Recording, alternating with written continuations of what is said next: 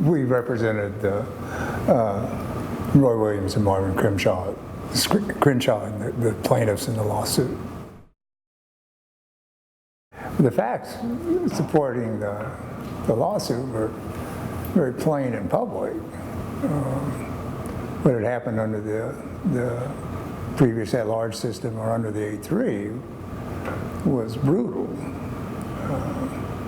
and very much a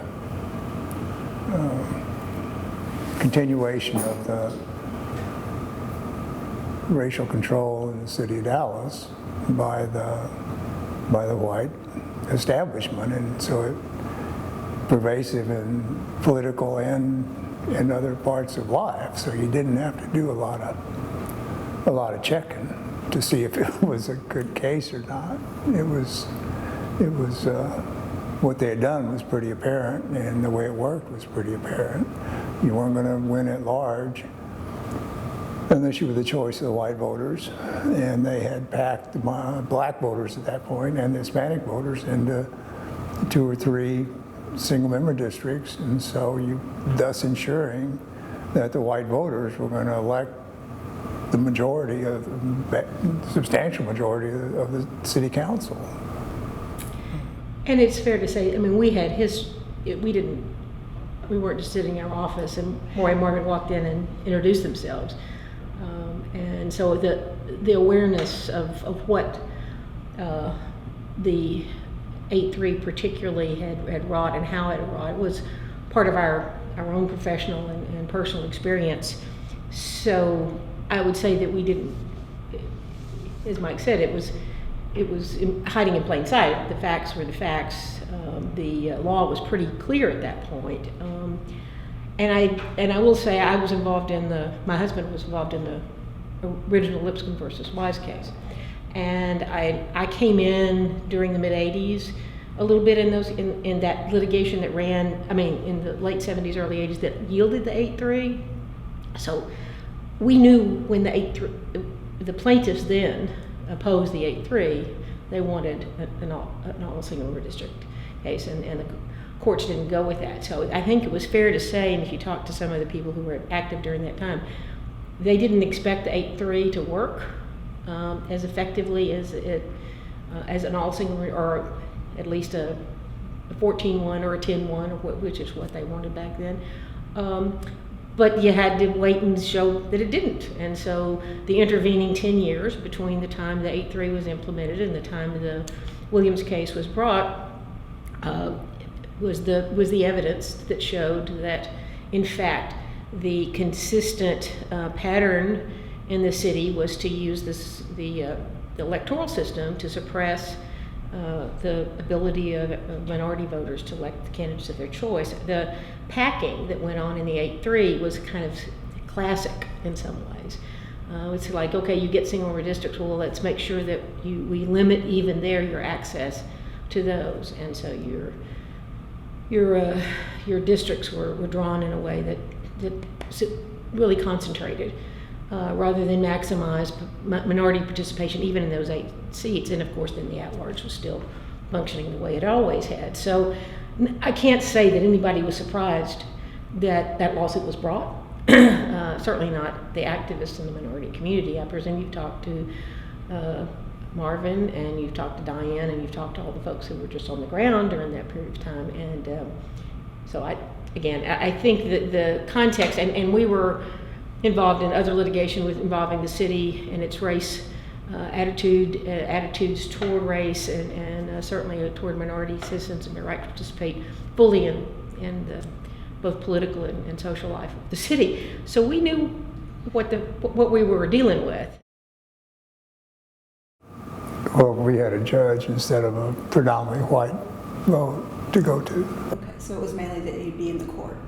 Well, the courts have been, unfortunately, it'd be useful if the white voters had ever seen fit to share power in the political system here, but by and large they didn't. So we weren't early shocked by the vote. It would have been nice, but it wasn't. And the courts have always been the refuge for people who have been oppressed and marginalized, and that was voting rights is just one example of many where the courts have been the equalizer. Why is 14-1 important to Dallas politics? Because it basically eliminated the control of the white vote over at least some of the council districts. I mean, if you look at it, it's still, the white vote still controls the majority of the council. But there is less of it that it controls under the 8-3, or much less under the 8-large. And so it eliminates the power of the white vote to control the outcome of 80% of the seats, and so it controls 55%, and that's a significant change for the city of Dallas. I think there's the remedial aspects of the 14-1 for the constitutional and statutory violations of the Voting Rights Act that are important, and that was the fundamental reason for the lawsuit, was to get remedy for that those violations and the harm that it had caused the minority voters in the city. I do think that over a 30-year period you'll find people in different other positions that see a value to having a broader landscape of representation. By the single-member districts, they were always described, as ward politics and all that kind of stuff. But actually, when it spreads the power, if you will, and diffuses power even be over and above just the minority community, and it allows for different coalitions. Back in the day, certainly the at large, and to some extent the 8-3, though I think that there were glimmers of what could happen if you had a purely single district system under the 8-3, is you had pockets of other voters where there was a more diverse population, or there was a population that didn't see its interest, even if it was white, East Dallas being a good example, with the same far North Dallas constituency. So even within the more monolithic racial groups, there were interests, citywide interests that I'd say. I live in East Dallas. I watched that East Dallas sort of mentality. That was not about race, but it was about political power, and it was about political influence. And they felt in their own way that they were as ignored by the council people that were controlled by what we call the rich North Dallas white guys for years and years and years. That was the base. So I do think that there are not unintended consequences, but consequences of having a 14-1 that have played themselves out over a period of time that just has made more nuanced and diverse and perhaps richer political participation and political influence and power. That wasn't the purpose of the lawsuit, but I think that's a byproduct of it. Well, if you live in East Dallas and you're worried about things like whatever, I can't remember, the big fight over roads, and that's your big issue, then having your council person to carry that banner and fight hard for that. So a lot of the neighborhood groups came out of that period of time during the 8-3. The council people that were elected during that time saw themselves as neighborhood representatives, and so again, the establishment white North Dallas group of folks, and it wasn't just men. I mean, Adeline Harrison was in there and people like that, but there was a very concentrated group of people who tended to see things. And if you think of a city as being a big place with lots of different interests and lots of different neighborhoods, Oak Cliff, and then there was Oak Cliff White and Oak Cliff Black for a period of time. There was the tensions there, but it creates very different political dynamics once the vote is broken up into smaller pieces. Then that kind of influence and that kind of political discussion and debate is more robust than if it's completely controlled by people who live off the tollway. So legal challenges were not insurmountable because we were working with law that we knew and understood. As Mike says, the facts, because of the nature of voting rights cases particularly, are terribly fact intensive. And if you really don't appreciate that, read Judge Buckmeyer's opinion, which is very fact based. And the devil is in the details, and so is the discrimination. And so we had to put all those details together, and corralling witnesses, and particularly in a politically charged environment. And Dallas has always been a politically charged environment when it comes to race. So those were the challenges, but there were sometimes you have a cutting edge law. You're bringing a case that is sort of esoteric. This was nothing that wasn't like that. This was hearts and this was really the guts of the city on trial in some ways.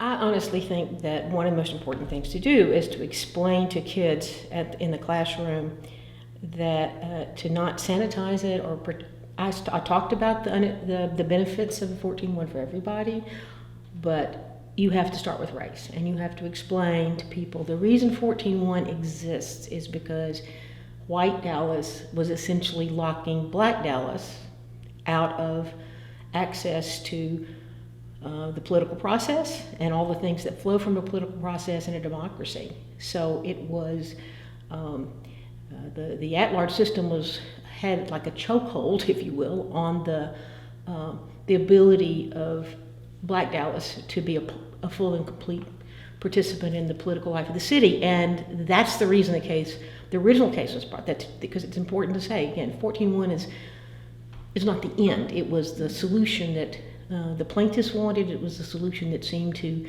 yield the best result to be able to break that chokehold on access to the political process.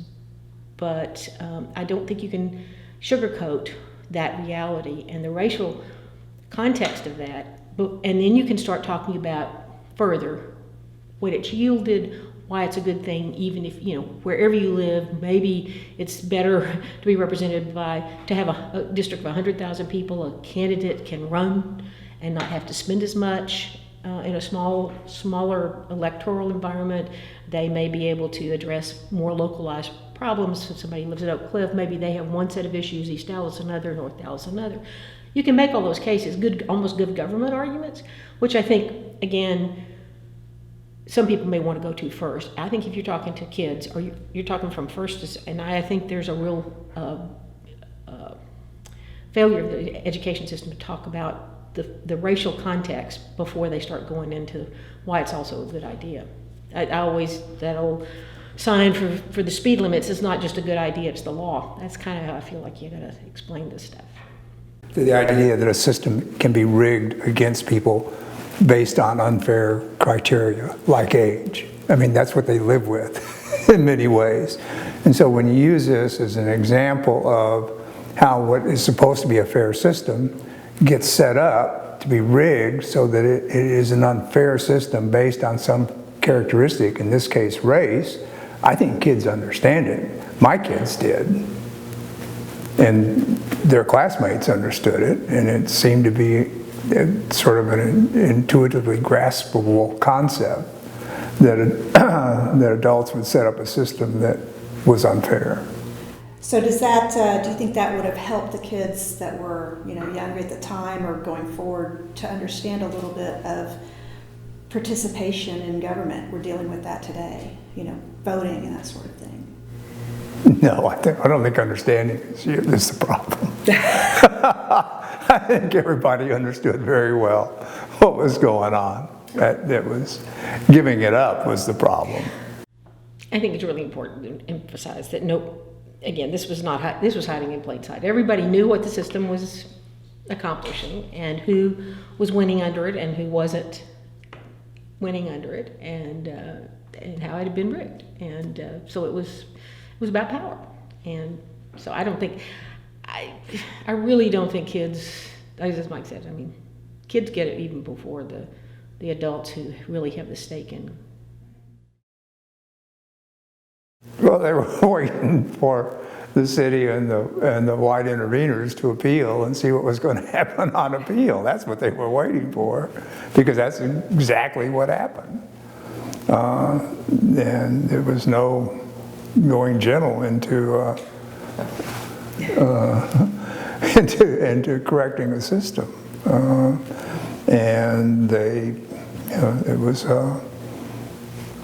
Yeah, after the judge's opinion, they were happy. I mean, we celebrated for about 24 hours and had a really, because it was a very powerful opinion, they felt like that he had really gotten it and he had called it, but they knew what they were up against, and they knew that that was not the end of the road, and it certainly wasn't. And so what happened after that with the interveners and the appeal and all that process and the 10-4-1 fight and the remedy,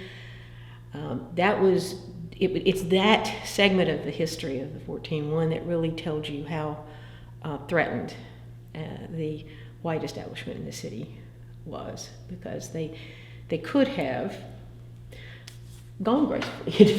They could have accepted the power of that opinion and what it meant, I think, to the black community, which at the same time was really mobilizing around support of the 14-1 in ways that I think were interesting in and of themselves. If you've talked to some of the younger, particularly black lawyers that got involved during the lawsuit, Cheryl Watley, Judge I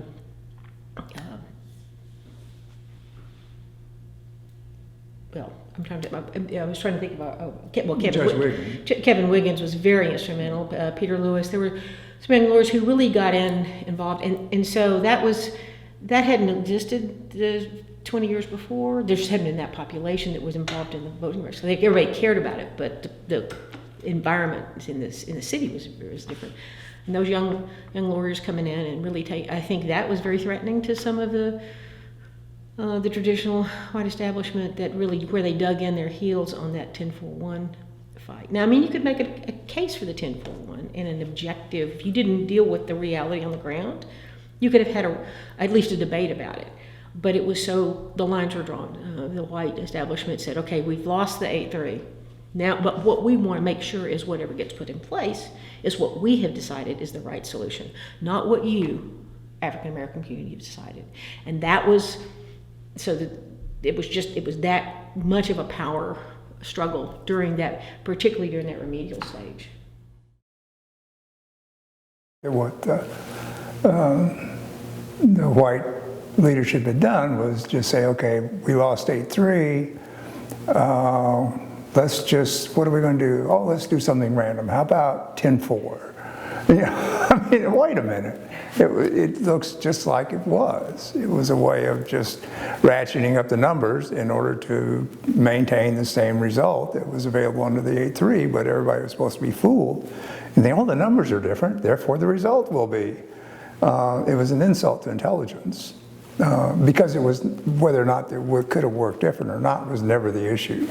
It was purely an old-timey, racial, oh, you don't like 8-3? Well, we'll do 10-4-1, and you're going to be too stupid to figure it out.